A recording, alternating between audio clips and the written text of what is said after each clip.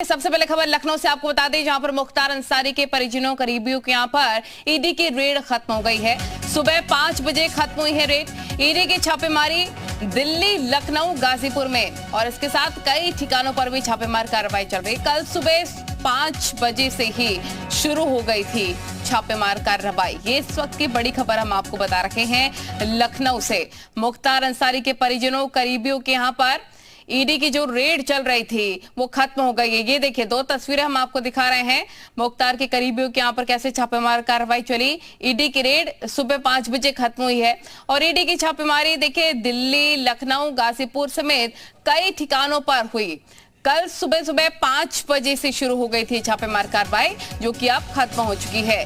तो ये इस वक्त की बड़ी खबर हम आपको बता रहे हैं, अहम जानकारी। सुबह 5 बजे छापेमार कार्रवाई खत्म हो गई है। मुख्तार के करीबियों के ठिकानों पर भी छापेमार कार्रवाई जो चल रही थी, रेड चल रही थी, वो आखिरकार खत्म हो गई। जानना महत्वपूर्ण होगा कि क्या क्या खुलासे हुए हैं, क्या क्या डॉक्यूमेंट्स या फिर कौन सी जरूरी दस्तावेज जो चाहिए थे ईडी को वो हाथ लगे हैं। ये बड़ी खबर इस वक्त की लखनऊ से हम आपको बता रहे हैं, जहां पर मुख्तार अंसारी के जो परिजन और करीबी थे उनके यहाँ पर रेड चल रही थी, वो अब खत्म हो गई है। ईडी की रेड खत्म हुई है सुबह 5 बजे। तो ईडी की छापेमारी दिल्ली, लखनऊ और गाजीपुर में चल रही थी। इसके साथ साथ कई ऐसे ठिकाने जहां पर छापेमार कार्रवाई चल रही थी ईडी की तरफ से। तो कल सुबह 5 बजे से शुरू हुई थी छापेमार कार्रवाई, जो आज खत्म हो गई है सुबह।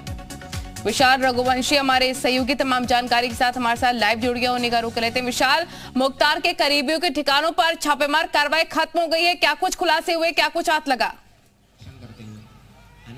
तो बोलते हैं ऐसा कैसे हो सकता है कि जो देखिए, मुख्तार अंसारी और उसके करीबियों के यहाँ करीब 24 घंटे तक लगातार छापेमारी की गई और आज सुबह 5 बजे छापेमारी की जो कार्रवाई है ईडी की वो खत्म हुई है और ईडी के हाथ में कई दस्तावेज, इसके साथ साथ तमाम ऐसे जो है संपत्तियों की जो डिटेल्स है वो लग गई है, जिसके आधार पर ईडी ने जो है छापेमारी की थी। चूंकि ईडी ने लखनऊ की अगर हम बात करें तो लखनऊ विकास प्राधिकरण से संपत्ति। मैं आपके पास लौटती हूँ विशाल, मैं आपके पास लौटती हूँ। एक बड़ी खबर मिल रही है, पहले वो अपने दर्शकों को बता देंगे। इस वक्त की बड़ी खबर आपको बता रहे हैं, कल सुबह 5 बजे से ये छापेमार कार्रवाई शुरू हुई थी, जो कि अब खत्म हो गई है। तस्वीरें भी हम आपको दिखा रहे हैं। मुख्तार अंसारी के परिजनों करीबियों के यहाँ पर छापेमार कार्रवाई जो रेड चल रही थी ईडी की, वो खत्म हो गई है।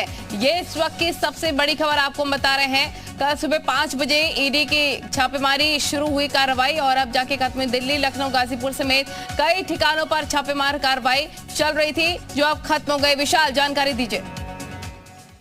भगवान श्री कृष्ण जो है उनकी कथा के बारे में देखिए, बिल्कुल निश्चित तौर पर ये कह सकते हैं कि मुख्तार अंसारी के करीबियों के यहाँ लगातार छापेमारी कार्रवाई चल रही थी। इसके साथ साथ मुख्तार अंसारी के भाई के घर पर छापेमारी चल रही थी और इसके साथ ही मुख्तार अंसारी के जो परिवार के लोग हैं उन सभी के यहाँ छापेमारी कार्रवाई की गई। गाजीपुर, मऊ, लखनऊ, दिल्ली, तमाम जगहों पर छापेमारी की कार्रवाई हुई है और आज सुबह 5 बजे ये कार्रवाई जो है वो खत्म हुई है और ईडी ने तमाम दस्तावेज जो है वो खंगाले हैं। इसके साथ साथ कुछ दस्तावेज ईडी अपने साथ लेकर गई है। बताया जा रहा है कि ईडी को कुछ ऐसे दस्तावेज मिले जिसके आधार पर ईडी आगे और कार्रवाई करेगी। चूंकि ईडी ने इस पूरे मामले को लेकर एफआईआर दर्ज की थी और उसके बाद तमाम प्राधिकरणों से जो संपत्ति की जो डिटेल है वो मांगी थी, जिसके बाद लखनऊ विकास प्राधिकरण ने अपनी संपत्ति की जो डिटेल है मुख्तार की वो दे दी थी, जिसके बाद लखनऊ में छापेमारी की गई थी।